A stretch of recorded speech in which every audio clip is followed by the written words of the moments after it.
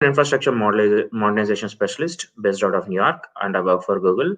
And I'm a customer engineer, helping enterprise accounts and help enterprise customers to modernize their applications onto Google Cloud. A very warm welcome to one and all. Today, I'm going to talk about AutoML. We'll talk about introduction, we'll talk about use cases, and we'll also talk about demos. And we'll see quite a lot of demos on how you can actually use AutoML in your own production workloads or in your own projects. So without further ado, let's start understanding what is going to be the agenda today. We'll quite talk about what is Google Cloud. So it's a kind of refresher because we're talking about Google Cloud a lot.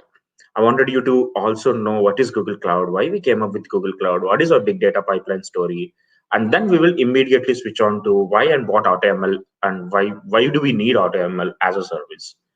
We also talk about how AutoML works, like not in detail, like basically go into the nuts and bolts of it, but we will talk about what is the big picture of AutoML. What is the difference between using an API? Most of you are aware of what is a machine learning API means.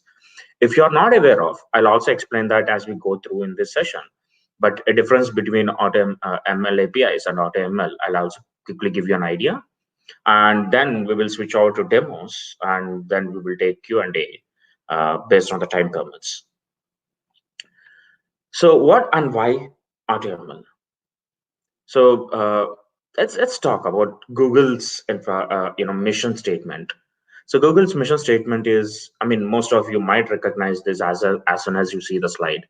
Organize world's information and make it universally accessible and useful. This is Google's core mission statement for over like 20 years now, and we've been on this journey of getting you the best information, as in when you're going, you're flying, you're walking, doesn't matter where in the world you are guaranteed to have a search result which is accurate to what you're asking for. Now, how do you think we kind of like do all this? It's pretty evident. That's it. That's our that's our search engine. This is what every one of you, each and one of you on this live session clearly know. It's our search engine. Pretty much this is what the face of Google is, and you all know, even though we have multiple products like Android, YouTube, multiple of them. I can keep on talking like 9 products, including Google Cloud, which is like a billion user product at this point. But having said that, let's take an example of Google.com. So whenever you type something in this search engine and you search for your query, the first thing you will end up doing is you get answers immediately. Now, most of you know the search engine, but most of you don't know behind what is going to happen when you do a search is our data centers. So this is what fundamentally take it for granted. Most of you, or most of the developers who are actually using Google day in day out, don't realize the level of infrastructure we built over a period of time, which is powering Google.com. So that makes your search engine, your YouTube. Imagine someone uploading a YouTube video in Dubai, and I can watch it immediately and stream it immediately in New York. That's possible because of this infrastructure we built over a period of time. So Google products is heavily relying upon the backend infrastructure we built. And let's talk about the infrastructure to some extent to make you understand how important infrastructure is for us. So when we are building this infrastructure, we have challenges like how do we process the large volume of data? How do we store large volume of data? How do we make sure that all the data which we actually have we convert that to information. So how we didn't actually keep all that information for ourselves. We kind of actually shared with entire community. For last 14 years we've been doing this. We've been sharing a lot of information to the community in terms in the way of white papers. So if you know, there is a white paper called MapReduce. You can actually Google right now. There is a white paper called MapReduce, and there is a white paper called Bigtable, which we kind of released in 2004, 2005. I can keep on talking. There are multiple other white papers like Borg, Dremel, So, but having said that, I'll just give you two examples of most used white papers at this point: MapReduce and Bigtable. You might wonder, like, what is in this white paper actually give you, or what is in there for the white paper. So these white papers are kind of like precursors or idea generators for what you see the services in the open source community called HBase and Hadoop. Most of the big data projects, I mean, if you are a big data scientist or who wanted to go and work on big data, might be aware of one of these products. So we never actually held all this information to us. We kind of actually opened up. So if you look at our data uh, centers along with our software, I mean, which we kind of created white papers and open source community picked it up and created what you can see today. Most of the big data software is what we contributed to the community. Now, what we do, what we are trying to do, what is the USP of Google Cloud or Google's backbone? So imagine, I mean, if you can guess wildly, the network backbone speed of any internet is 200 terabytes per second. I'll quickly come to why this is very, very important. So take Google's backbone speed, it's almost 1300 terabytes per second. So Google's single data center, bisectional bandwidth is 1300 terabytes per second. You can clearly see a differentiation. You can clearly see how much of traffic we can actually handle. The reason why I'm actually pointing out these kind of information is if you can follow what I've said through, the first and foremost is we already have experience in actually building large scale infrastructure, and that's what is powering our services. We also have experience in building and building and releasing and contributing to open source communities via white papers, and we also have experience in building huge network I mean gigabytes networks which are fundamental to all our data centers. Now combined together is what you see is our Google Cloud, is our Google Cloud. So we are trying to, give you the best of what Google built over a period of time, and that's what we call it as Google Cloud. So Google Cloud is a consumerized version of what we have, our own technologies, and we keep on building much more services and deploy them over these data centers all over the world, which are connected with our network backbones. Just Google also is like investing a lot in our data centers as well as our network infrastructure. This year alone, we actually announced three internet cable between continents, network C cable between continents, which can actually take our speeds and our infrastructure much to the next level. So all them put together for you is Google Cloud. You think of Google Cloud as like a Lego piece. You have multiple Lego pieces. You can build a Batman, or you can build a Spider-Man, or you can build a Superman. It's up to your imagination. But what we are trying to give you are the Lego pieces, which are robust, which can scale, to any, which can scale up to giga all over the world, which are highly scalable, and also have cost-effective solutions. You can build your cost-effective solutions on the network. So which this is more, this is very important of why in network fundamental to any cloud is network. So this is a snapshot of how big is our network today. We carry almost 25% of world internet traffic. So why network is very, very important, I wanted to double down, because whatever the machine learning workloads you use, whatever the big data workloads you use, everything boils down to how faster your infrastructure and how faster your network and how scalable your solution is. So Google, typically any cloud provider actually uses something called hot potato architecture, which means they send a packet to the nearest location. Whereas Google Cloud, because of our own investments all over the world, we kind of can hold the packet, which is, we call it as cold potato architecture. We kind of can hold the packet as much as possible, ensures two different things. First, a packet is secure. It actually stay within Google backbone for a long time so that you can guarantee the speed. and fastness. You can also try that. If you create a subscription, you can actually see the difference on how faster it is. Now let's switch on. Like now you got an idea of why what is Google Cloud. Google Cloud, in a nutshell, is an umbrella of services, or it's a platform where you have multiple services, which are kind of Lego pieces, where Google built for developers all over the world who can build their own products on the top of our infrastructure, which Google been investing and building for over 20 years now. So that makes a lot of difference, because we are not trying to kind of build something for you. We've been battle testing these services, and we've been releasing these services to open source for a long time. Best example is TensorFlow. Most of you might know TensorFlow, which is an open source framework to build machine learning workloads.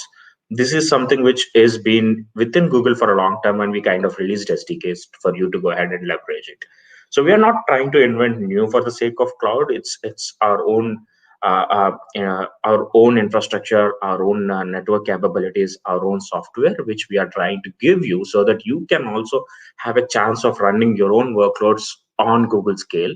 And we are there for you to help you to try and you get understand Google best practices, so that you can be one of your products can be one of the products like Google Google.com or YouTube. So it's fairly easy for you to build such a kind of quality product within a short time.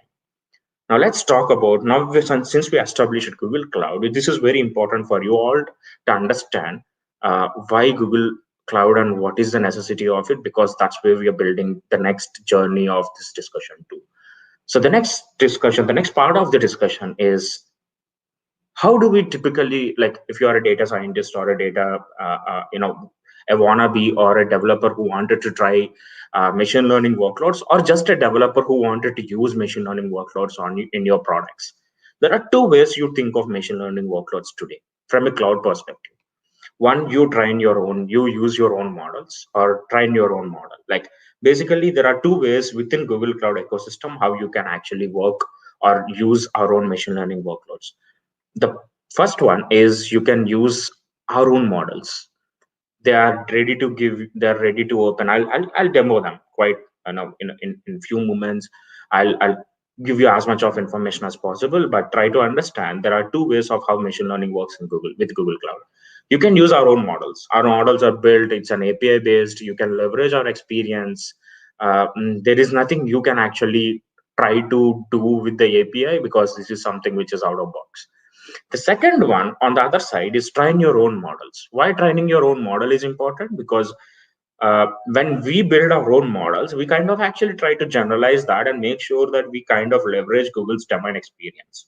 But your domain always can be different, and your use cases can be different. But you wanted to kind of train your own models, for which we also have services like machine learning engine and GPUs, I mean TPUs, specialized hardware like TPUs, GPUs, where you can use our infrastructure, our tools, our libraries, and you can bring your own data, and you can build your own cloud. Sorry, you can create your own model out of it. So two ways of typically going with machine learning. And this is what we did. We have enough APIs which we democratized. We have like Cloud Vision API, Translate API. I'll show them in the portal directly just for your own information. But typically, this is how a machine learning workflow looks like. So you have data acquisition, you have data exploration, you have preparation, you have feature engineering. You kind of select a model and you kind of train the model, and you do the hypertuning of you hypertune the parameters, and you do the predictions at the end of the, like, you host that and you do the predictions. Now, this is how you typically have a traditional machine learning workflow. So API encapsulates everything for you and give you an API. But if you wanted to build your own infrastructure, your own machine learning workflow, this is what you do typically in your organization. Now, how machine learning AutoML is different is AutoML try to give you hide all the we do, like it kind of does from data exploration to hypertuning of your parameters. All you just need to worry is acquire your data, make sure that it's clean, and submit it to AutoML engine, AutoML service, and we kind of give you you can directly use it to host your model. We give you a model. Either you can download the model in some cases, or you can actually host the model directly within the service and do the predictions directly on the top of it. This is very very important. What AutoML is doing for you is cutting a lot of overhead between, where you still can work with your own models. You can still build your own models, but you don't need to do all the steps between acquisition to predictions, where we will be ending up doing in our service. And we give you a model which you can actually go ahead and predict. So let's see the definition of AutoML. AutoML is intended for training high quality custom machine learning models with the minimal effort and machine learning expertise. We are not expecting you to be like expert in machine learning. With minimal effort, if you know your domain properly, if your data sets are like good in quality, and we help you to train high quality custom machine learning models with minimal effort and minimal machine learning experience. This actually opens up a lot of opportunities for young developers who wanted to try something, or who wanted to build machine learning workloads but have little to no experience on machine learning. So let me show you Google Cloud Portal for a moment, and then we go from there. So this is how our Google Cloud Portal looks like. Let's open products. So this is all our products. If you look at, we have products featuring Compute Engine. You can see on the left side, you have a plethora of products, including G Suite, which is, by the way, G Suite is a collaborative service suite, which you can actually go ahead and use if you wanted to set up your own startup or organization. So we have from hardware to software to machine learning. And if you look at machine learning, we have plethora of services. Some of them are in alpha, some of them are in beta, but most of the services are GA. Let's take a vision, let's take an API based example for a moment. Control F, Vision AI. Let's take Vision AI, and let's see how this looks like.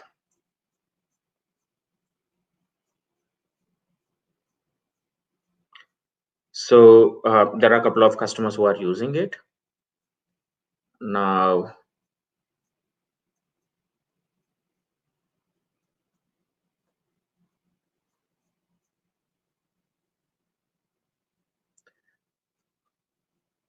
so here you see the differences between AutoML Vision and Vision API, which I'll actually also showcase you over a demo. But let's try how Vision API looks like. Uh, let's take an example of a cloud. Let's type cloud. Let's search for cloud types. So we have different types of clouds, right? Or let's take an example of Tom Cruise. Most of you know him. He's a well-known actor. And let's save his picture onto my pictures, and have it there. Take Vision API, upload his picture, and let's see what it will actually show when I submit his picture to it. Let me see if I can actually no.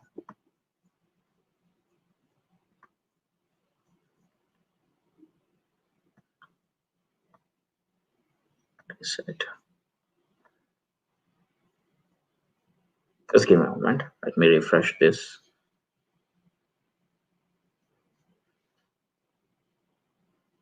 Yeah, so let's try his image and upload it to Vision API. And if I say I'm not a bot, let's see what it is going to give me. So what I'm doing is I'm just trying to show you what is the use case of Vision API here.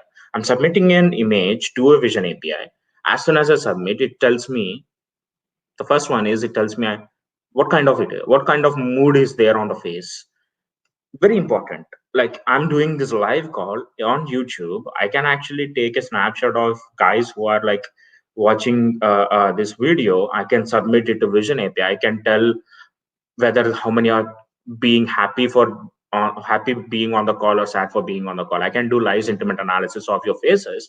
No need to ask you for your feedback next time when I'm doing all these things.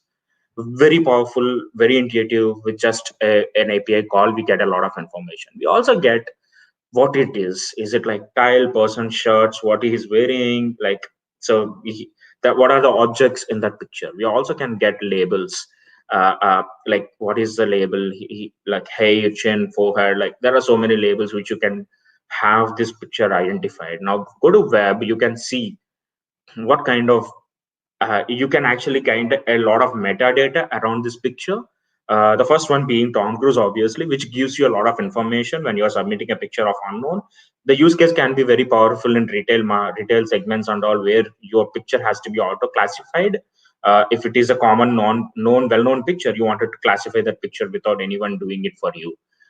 Then that this would be a best use case scenario where you can directly get what kind of picture you are going to without even looking at it. So you can also do properties like dominant colors, aspect ratios, and all. You can also go to safe search and see whether this image is adult, spoof, medical, violent, and racy. Very important if you wanted to have a picture. Imagine you're building a social network where you wanted to have people to submit picture to you, and as soon as people submit a picture to you, and you wanted to identify whether it is adult picture or not, so that you can enforce some rules over it, saying that you can't do it online, you cannot post it online. So such kind of intuitive use cases can be very powerful, can be done with just an API call. So you get an idea of how powerful is an API within Google Cloud Platform. So think of this way, that's our vision API, whereas AutoML on the other side is not an API call by itself. It is a service, and it looks something like this. I'll explain that in a moment on why it is looking like this, but it's more like you bring your own data, you train your own model, and then you evaluate and test it for your own purpose. That's a fundamental difference between having an API which you are commonly used with, versus AutoML. Now let's talk about like how many different AutoML services are there. Let's go to the screen itself. Let's not confuse. Let's not use slides for a lot of things now. So let's see this our own portal, because I want you to be accustomed to our own portal where you find a lot of up-to-date information for. So we have three types of AutoML products: site, language, unstructured data. Structured data tables, I love it. I'm going to explain it, but let's talk with site. AutoML Vision, you bring your own images, and you can build your own model based on how you classify that image, and you can derive your own insights on cloud, on the edge. Very, very important. You can build a model and download that onto your edge device and can do your predictions from there. You don't need to always predict online from there. Video intelligence, you can actually, best use cases of that is, I wanted to track a rugby player, I wanted you to follow when there is a football match happening, I wanted you to track a specific player around. And how do you do it? Take all the videos of that particular player, tag him in every video, and make sure that he's tagged properly, and submit it to video intelligence API, AutoML video intelligence. That will give you a model which can track or target that particular player in next any video coming uploaded. So language, you can actually create your reveal the structure and meaning of text through machine learning. Translation, you can detect and you can build your own models for translating. Tables, very, very, very important. You can build and deploy, or you can do your own regression and classification of any table structure with no machine learning experience. I'll quickly take you through what is with a use case or a demo on how it is looking like. Let's talk about a demo, just to make sure that you understand a big picture. Imagine I'm a meteorologist. What I do is, I wanted to I study clouds. What is meant by clouds is like, most of the weather patterns are dependent on clouds. If you go and see, if you go and Google search clouds, you see different types of cloud types. See, there are multiple different types of clouds. and each cloud is associated with a specific weather pattern. For example, take cirrocumulus. It's you can see like which altitude the cloud will form and what kind of significance this have, and rounded puffs, how do they look like, and what is the weather conditions around it. Very, very, very important. But as a meteorologist, my study is to make sure that they study the types of clouds. Now I have a problem statement. Imagine I have a problem statement where I was approached by a flight, the by a airplane company who wanted me to predict weather trends and fly so that their flight plans can actually change just from images. They don't want, like, see, you can do this by collecting a lot of weather data, but they wanted to quickly test by maybe a POC, or they only have a weather patterns, or they have pictures of all the weather reports, but not necessarily the flight details. So imagine some of the data is missing and you wanted to fill it up. Now, the approach, one way of doing that is collecting a lot of information, humidity, temperature, weather every day, every second, and kind of doing your own machine learning, wearing a machine learning scientist cap and doing your own prediction. The second way of doing the same is just collect 10. I mean, there are 10 plus different types of clouds, as I just explained, and each type indicates a different weather pattern. This is completely known, and as a meteorologist, I clearly know that I have a good understanding of all this data. Now, what I can do is, my problem statement is, I wanted to identify cumulonimbus with cirrus. Why? Two different weather types, two different patterns. My flight pattern, or my flight can get bumpy or it can get turbulent if there is a weather pattern which is associated with hurricanes. Now, all I just need to do is take a camera, shoot pictures, and each image can be directly fed into my model, which can identify what type of cloud it is and associated with what kind of weather patterns they belong to. And based on the weather pattern, it can tell me whether my flight is going to get a bumpy ride or normal ride. Just imagine, I'm just making up a use case.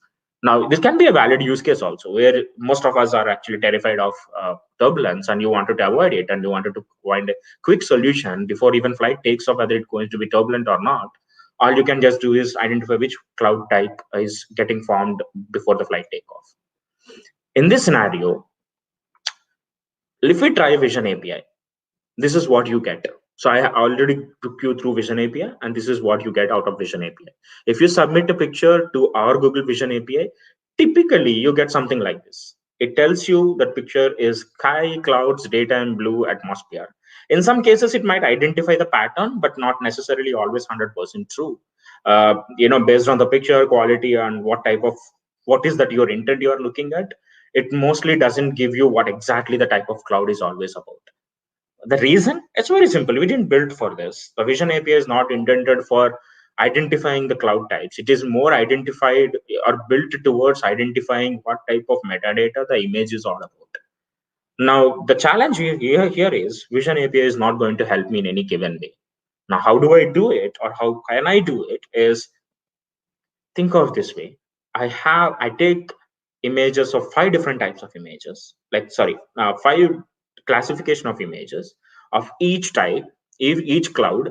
Take cumulus, auto stratus, like we have 5 different types. Imagine we have 5 different type of clouds of 200 pictures each, or at least as many pictures. I would recommend get as many pictures as possible and properly label them into buckets. Once you have a classification of images, all you just need to do is, once your data is set and uploaded into Vision API, Vision's AutoML Vision, all you just need to do is click on train new model. You can get a model immediately without you doing anything.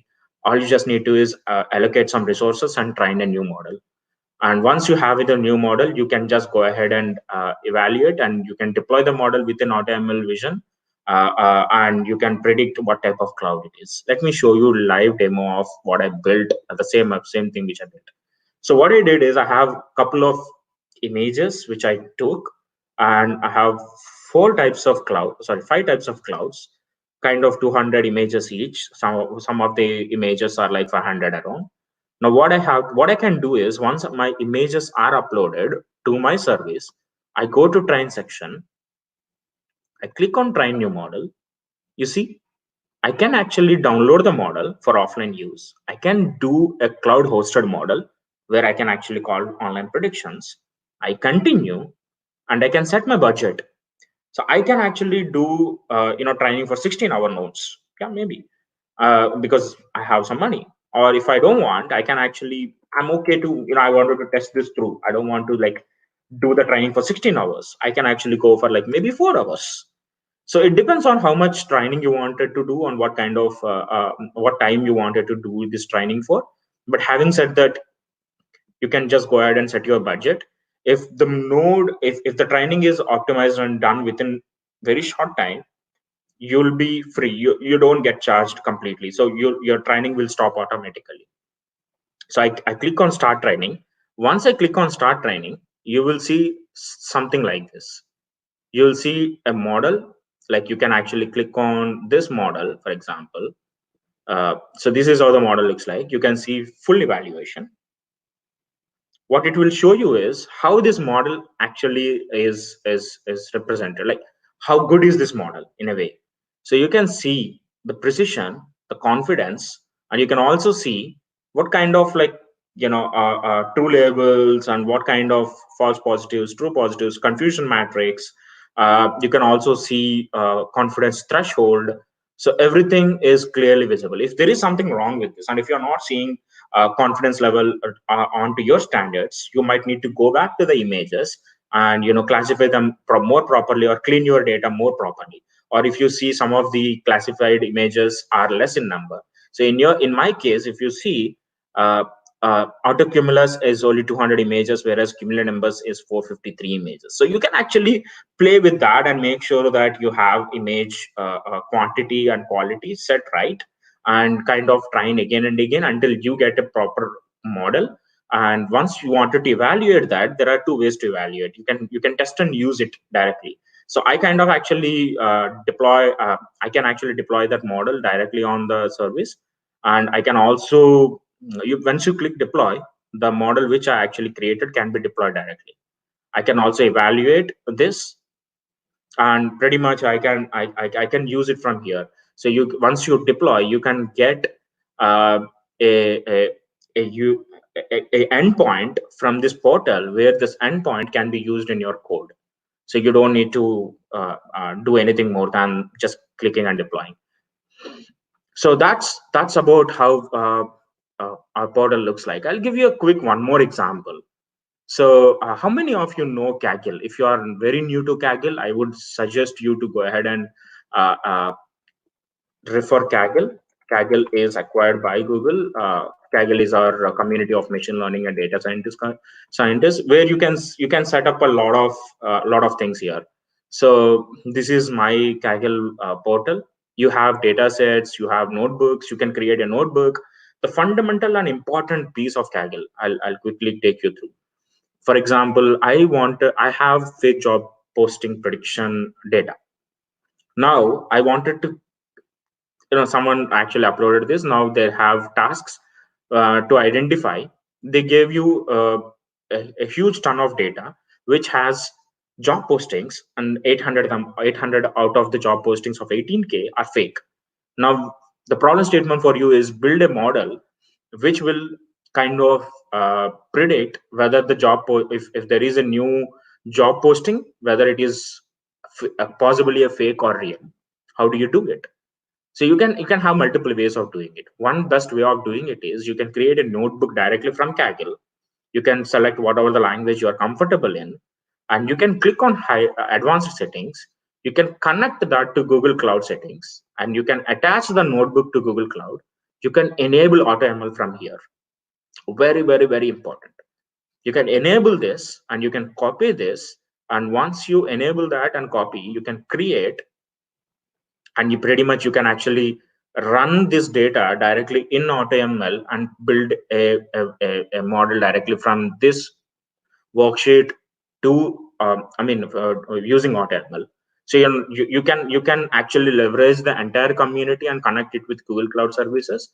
and you can pretty much use you can change the project ID so that the AutoML service can be called from Kaggle notebook. Very powerful. Now the same way we have the Kaggle comes up with a set called Titanic. So imagine this is how the Titanic data set we got it from Kaggle anyway. This is AutoML tables. So AutoML tables have take tabular format. So if you see the entire table, the data sets, this is how the data set look like. Um, this is how the data set looks like. So if you wanted to, if you want me to show Kaggle data set, let me go back and I'll leave the editor. Let's say Titanic. So Titanic dataset. Let's take Titanic dataset, and what it is going to give me is, the dataset where. Okay, let's go to the data. Let's say Titanic. See, there is a public data set, which is public, by the way. You can actually always contact the owner if you want, but it gives you what kind of passenger data in the Titanic is. What is his passenger ID, age, fare, sex, whatever the parameters you have. So the point here is you can actually use the Titanic data set. Maybe if I give you a problem statement that take a person profile and imagine if similar person is in an upper class or lower class, or a similar kind of person is actually traveling, what is the chance of he coming out of Titanic alive or not, like if he survived or not? How do you do it? So the typical way of doing that is like I kind of can build my own model, train my own model, or take the data, upload that to vision AutoML tables. If you see survived, it's a categorical column. It can be yes or no, either he survived or he didn't survive. So you can actually make this as a target. You can build a model, which is like basically you train the model. Nothing, you did nothing new except clicking on training new model and setting up the budget and assigning feature resources, something like that. And once the model is ready, you can see the area under curve, which is very important. You can see all the model hyperparameters and full evaluation, and you can go ahead and evaluate that and go ahead and use it. So how do you use it? Go to the test and say, see, you see an online prediction here. Let's say, forget about name is irrelevant here, but look at a person on Pash of or a female having an age of 21 in a cabin and with a ticket so and so. You wanted to predict if this person actually escaped or basically survived or not. Click on it, it will say with 0 point, which is 0.872 confidence, this person actually, this kind of person can survive Titanic. Very interesting upsides. So given the data, you can build model like this.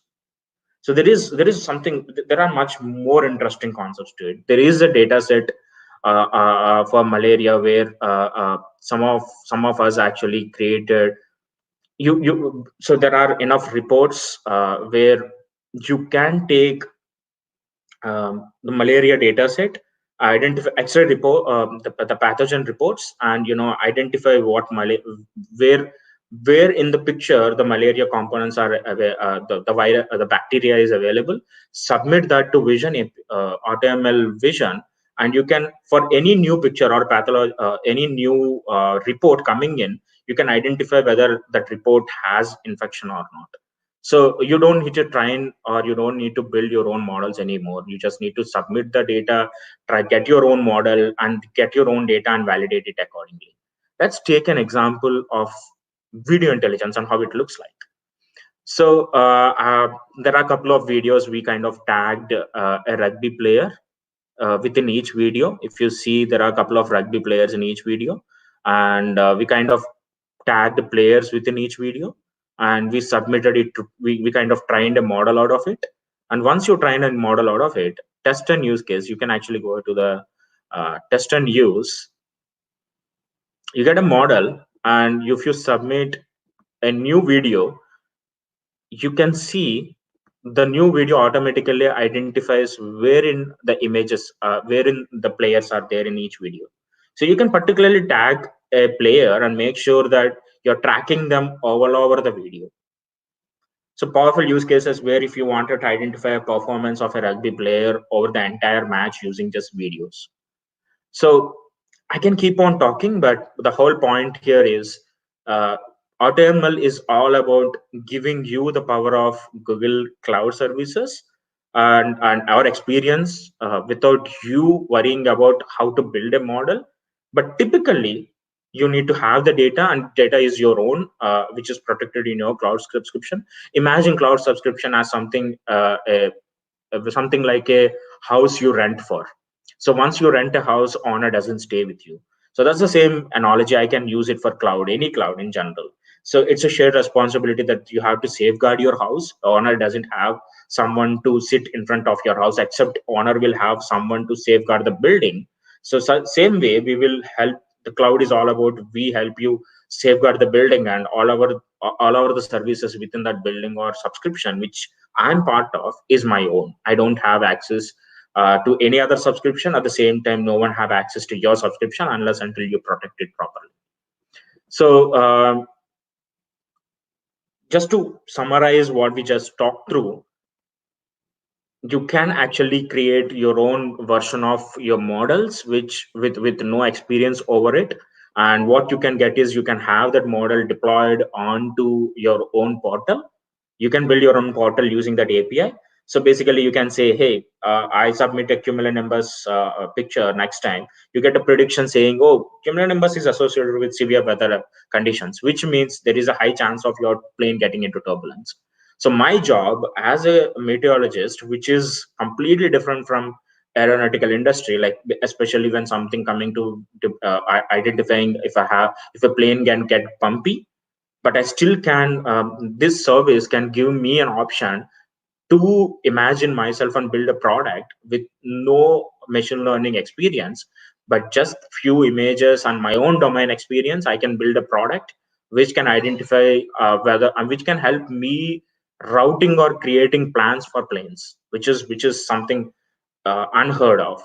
So these services, in a nutshell, AutoML gives every one of you, each and every one of you who are listening to this session, an opportunity to think out of box, come with your own domain experience, use the service, and build a model which you kind of never thought might be the scenario, but still can actually deploy and run it from Google if you wanted to, and kind of solve a problem which is unheard of.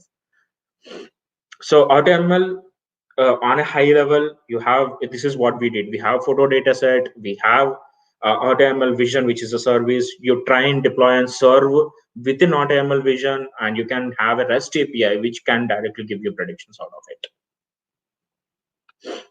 So all this is codeless model of building a service. So you have data pre-processing, ML engine, hypertuning parameters, everything, including update, everything is built within AutoML. So you don't need to worry about all this underlying gray circles. That tasks are done within our service, and it's a managed service. So pretty much you are guaranteed that you kind of are less overhead on building a machine learning model.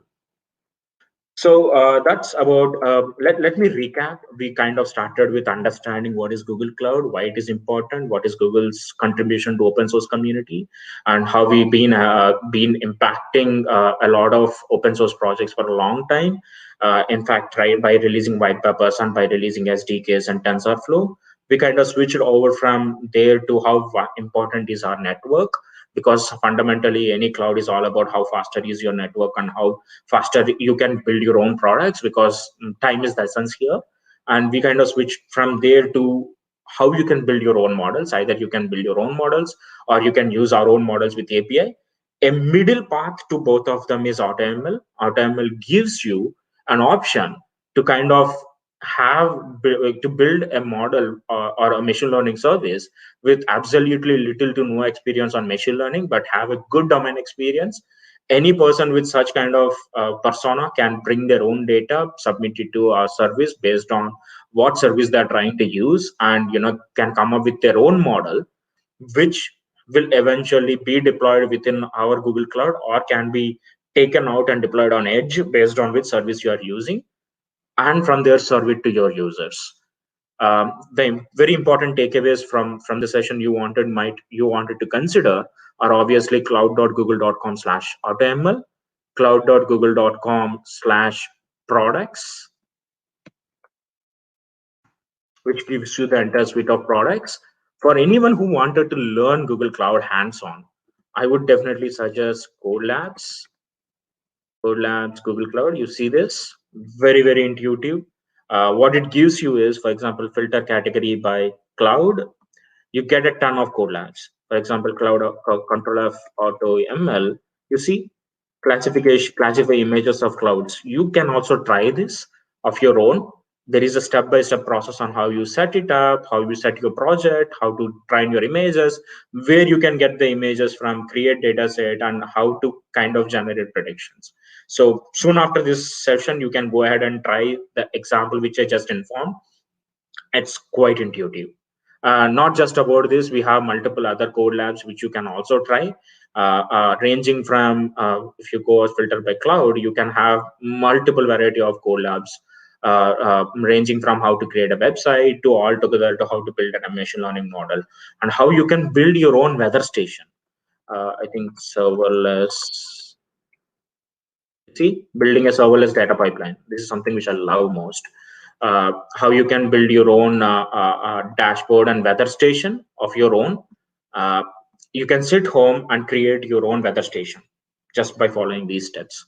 So a lot of information to kind of look at. For who are new to Google Cloud, cloud.google.com/free. This gives you an option to get $300 free credit and kind of some always free products for you to go ahead and use it.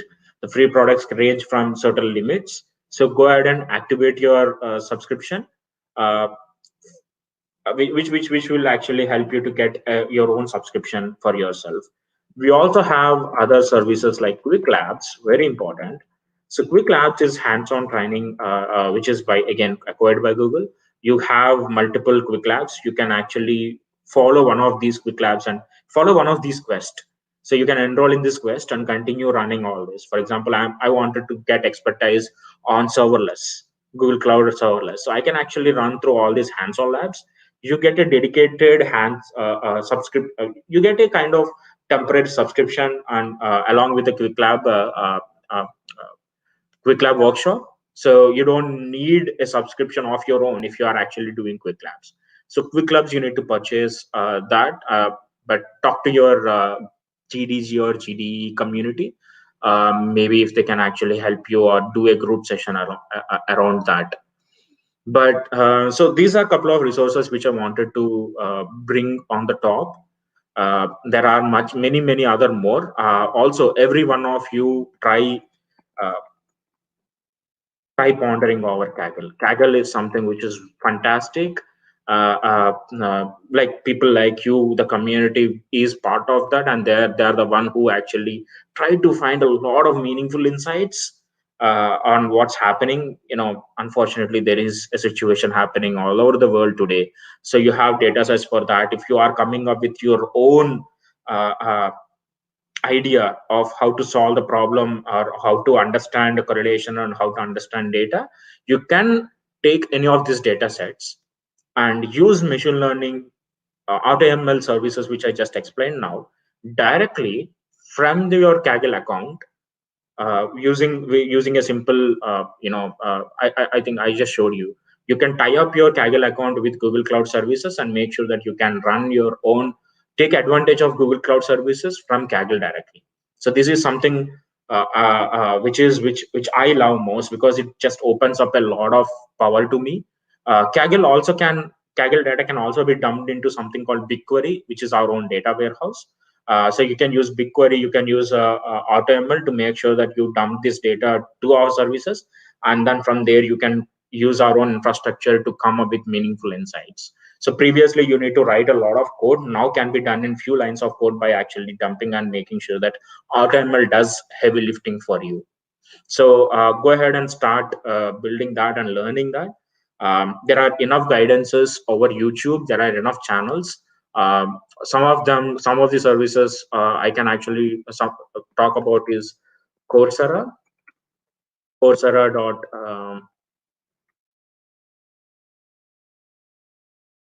sorry Coursera.org/Google Cloud. So there are enough uh, certification courses and degrees on Google Cloud which Coursera offers. Feel free to go ahead and take one of them and continue learning. So thanks a lot for your time. I hope this session was meaningful. Stay safe, everyone, and thank you. I will be there for another 2 minutes to see if I have any questions, but or else, thank you for being here and and having me here.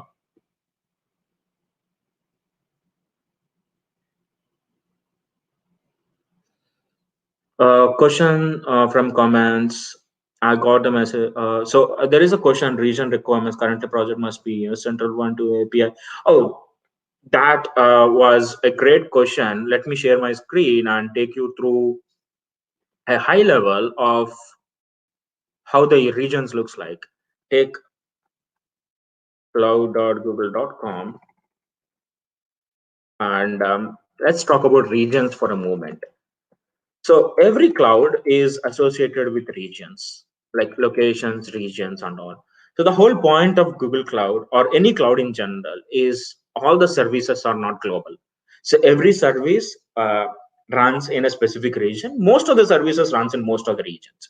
The way you can actually get this information is cloud.google.com/about/locations, where you can find what are all the services available in what are all the regions, and some of them are multi-region, which means they span across a continent. For example, BigQuery is multi-regional. Some of them are zonal, which means they kind of actually sit in zone. Some of them only are in Europe. So you kind of need to understand them by looking at this structure matrix, where services, if you have legalities and constraints of where the service is going to reside, then you need to go ahead and look into this matrix and appropriately use the service accordingly. I hope that answers your question. So very important to understand, there is products are available according to per region zones, and some of them are multi regions. So choose your product accordingly on which region you wanted to. And if there is no product, there are other ways of solving the same problem with the existing products, rather than if it comes to a situation that you are bound to be using a product in a certain region, then you can solve the problem in a different way, because there are 100 different ways of solving the same problem. I hope that I answered that question.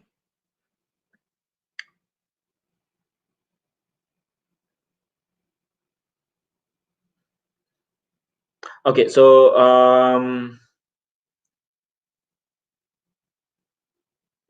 yeah, I think most of the questions are around the regions, and yeah, I think that's pretty much from my side. We are just on time. I think I have a chat. Yeah, so I think I got a notification that I have to stop by now within another minute. So thank you very much. Thanks, everyone. Have a nice day. Stay safe.